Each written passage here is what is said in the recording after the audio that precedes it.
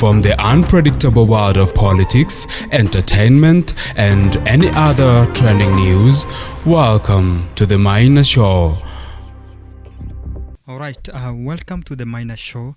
This is the show that is giving you the trending news and more so. We usually have a discussion on what's going to the political arena in the country and also other parts of the world.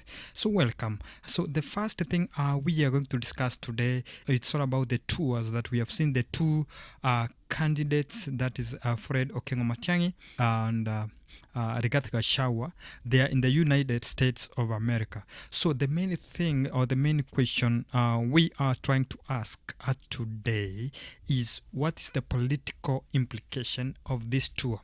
Remember, my viewers, it's not about tourism.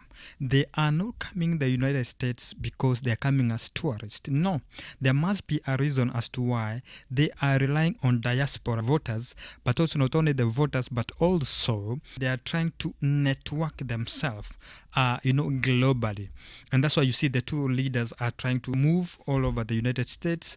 First, let's look at Matiangi. So, for example, Matiangi is doing a lot of town hall in the United States, and the reason why doing all this town hall is trying to create the connection, which I said, funding connection all over the United States and other parts of the world, so that when he goes back to the country, he can be able to fund his election. Remember, 2027 election is going to be the most expensive election because the Kenya Kwanza government has really tried to rape all the financial institutions. They have tried to rape all the resources in the country simply because they are preparing themselves for 2027.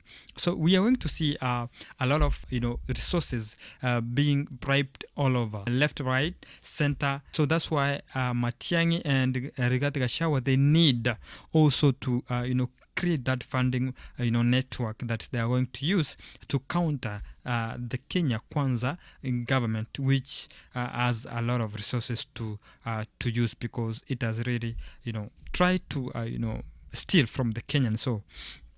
So that's the main political implication of the tour. The main difference of these two politicians is that Matiangi is trying to brand himself as a reformist. Remember, he was once the Minister for Interior in the government of Uhuru Muigai Kenyatta, and in that time of him being an interior minister, he was renamed as Mr. Fix-It. And what's happening current in the Republic of Kenya Kwanza government, to be honest, has totally failed.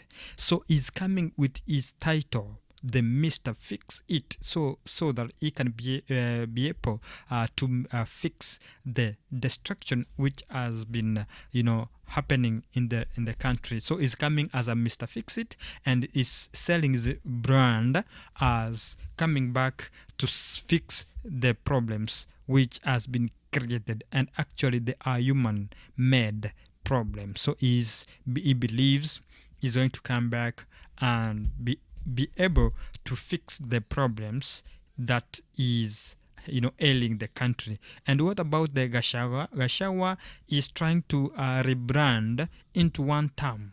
So one term movement, and those are the ones he's trying to rebrand them. Is the leader of the new formed political party called the DCP. So he's trying to sell the agenda of DCP in the diaspora, and also is also trying to create also the networking of resources, and also is trying to show the global world that the Kenya Kwanza government is causing a lot of repression to its citizens, and they are using the NIS to incite people in the country. So that's what he is after. That's why he's rebranding. He has rebranded himself into a one term that's all over the country. And they believe the Kenya Kwanza government has raped the constitution, and they are trying to ask for help globally. And that's the difference of the two leaders and what they are after, and what they are doing in the diaspora. Remember, Gachagua has been accused of also bringing the tribalism slogan from Kenya to the diaspora. Remember, Wetangula also mentioned about the same. Remember, Wetangula is a Speaker of the National Assembly, but he's been more political. Remember, our constitution says you are supposed to be apolitical, but it seems that he's really fighting for the Kenya Kwanza government, and he accused Rigathi Gachagua of being tribal even in diaspora. So what's going to happen is that they are fighting to get credibility in diaspora, and also it's going to create more force when it comes to the 2027 election. So again, the much you network in diaspora, the much you can be the flag bearer of the opposition. I think that's what they're trying to communicate to the outside world. So as I said, as I insisted, this is not tourism. This is selling your agenda, creating connection in terms of funding, and also trying to show the world that they're there to fight for the citizens of the Kenya because of the repression that has been caused by the Kenya Kwanza government. So that's my take for today. More is coming to your favorite show from your favorite host. This is the Maina Show. I'll see you in the next episode.